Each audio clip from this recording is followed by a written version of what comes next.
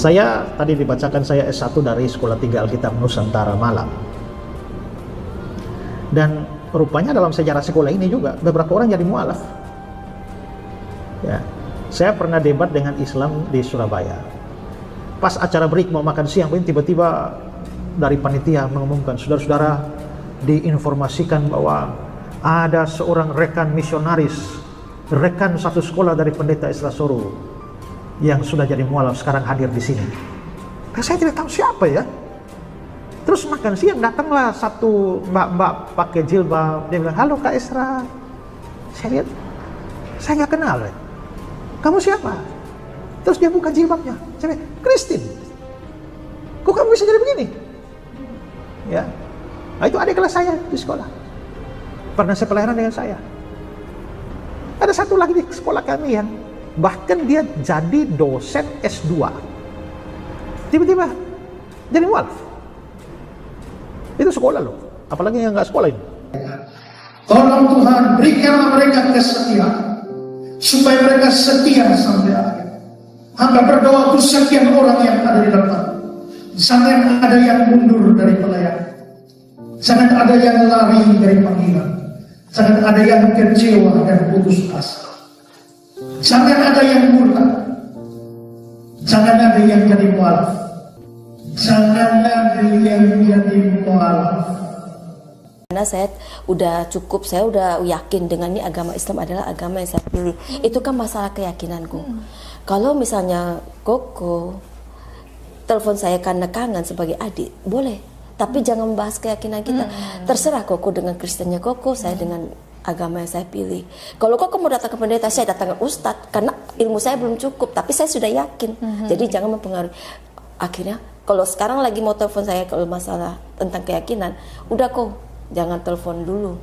Akhirnya, sekarang sudah tidak mempermasalahkan itu. Tentunya kita sudah mendengarkan bagaimana cuplikan videonya. Ada pernyataan Pendeta Esra Soru yang sangat mengejutkan di depan jemaatnya, di mana dia mengatakan sudah ada 2 orang temannya yang mengucapkan 2 kalimat syahadat, berpindah dari agama Kristen ke agama Islam, dan sampai Pendeta Esra Soru ini menggelar doa di depan mahasiswa agar mahasiswa ini tidak ada yang menjadi mualaf, tetap menjadi Kristen. Dan kita bisa melihat bagaimana kepanikan para pendeta, dan kita bisa melihat bagaimana mualaf ini setiap tahunnya semakin meningkat. Banyak gereja itu dijadikan sebagai pasar, banyak gereja dijadikan sebagai bioskop, banyak gereja dijadikan sebagai masjid. Ini membuktikan bahwa banyak orang Kristen itu tidak tertarik dengan agamanya, tidak tertarik dengan konsep penebusan dosa di dalam kekristenan, karena bagi mereka ini tidak masuk akal. Kita yang berbuat jahat, kenapa orang lain yang disiksa untuk menebus dosa kita? Jadi jangan kemana-mana dulu, karena kita akan melihat bagaimana kepanikan dari Pendeta Esra Soru. Selamat menyaksikan. Nah, masalah bagi orang Kristen sekarang ini, kita mungkin jadi orang Kristen yang baik, orang Kristen yang taat, yang saleh, tapi kita kurang pengetahuan. Sehingga dengan mudah diombang-ambingkan oleh berbagai macam angin pengajaran. Bisa sudah tua di gereja 100 tahun, tapi dia tidak mengerti apa-apa. Lu percaya Yesus Tuhan? Percaya. Mengapa Yesus Tuhan? Pokoknya Tuhan. Alasannya apa? Ini tidak tahu. Pokoknya itu kan sudah repot tuh kan. Saya tadi dibacakan saya S1 dari Sekolah Tinggi Alkitab Nusantara Malang. Dan rupanya dalam sejarah sekolah ini juga beberapa orang jadi mualaf. Ya, saya pernah debat dengan Islam di Surabaya. Pas acara break mau makan siang, tiba-tiba dari panitia mengumumkan, saudara-saudara, diinformasikan bahwa ada seorang rekan misionaris, rekan satu sekolah dari Pendeta Esra Soru yang sudah jadi mualaf sekarang hadir di sini. Nah, saya tidak tahu siapa ya. Terus makan siang datanglah satu mbak-mbak pakai jilbab, dia bilang, "Halo Kak Esra." Saya lihat, saya nggak kenal. "Kamu siapa?" Terus dia buka jilbabnya. Saya bilang, "Kristin, kok kamu bisa jadi begini?" Ya, nah, itu adik kelas saya di sekolah. pernah sepelayanan dengan saya. Ada satu lagi di sekolah kami yang bahkan dia jadi dosen S2.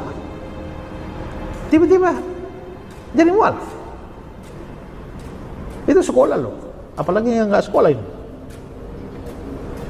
Makanya kemarin dalam wisuda sekolah kami di Kupang, saya doa untuk para calon wisudawan ya.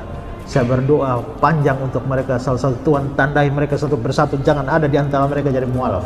Pelayan mereka. Tolong Tuhan berikanlah mereka kesetiaan, supaya mereka setia sampai akhir.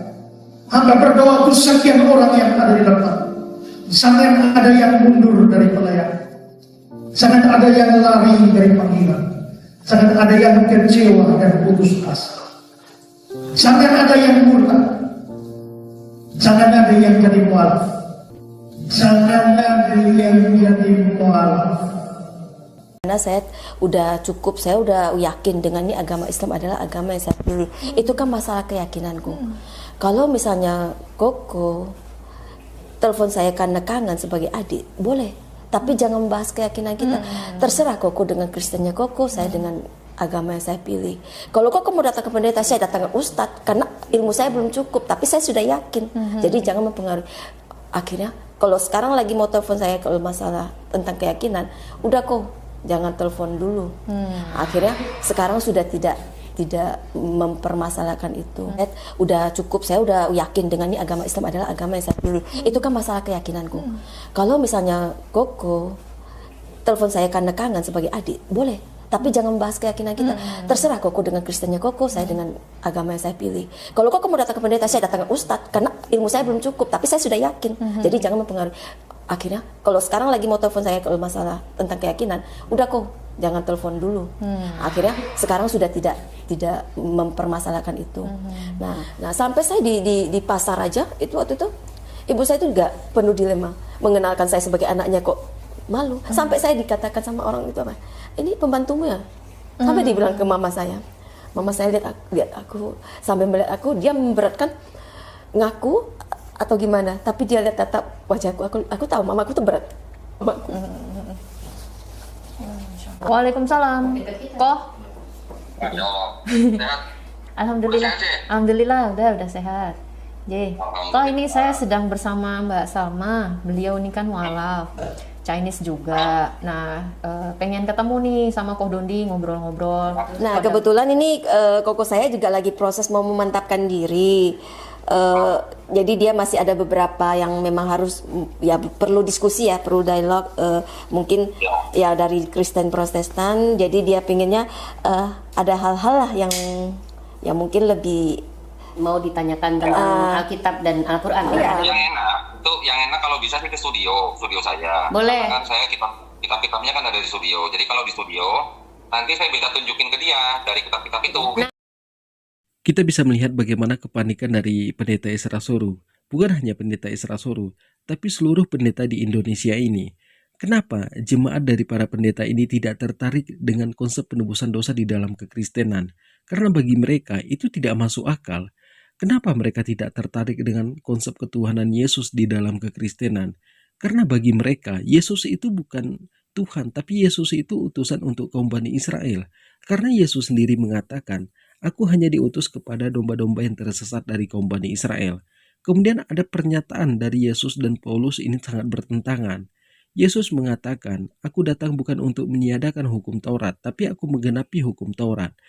Tapi di sini Paulus mengatakan, dengan tergantungnya Yesus di atas kayu salib, maka Yesus ini sudah membatalkan hukum Taurat.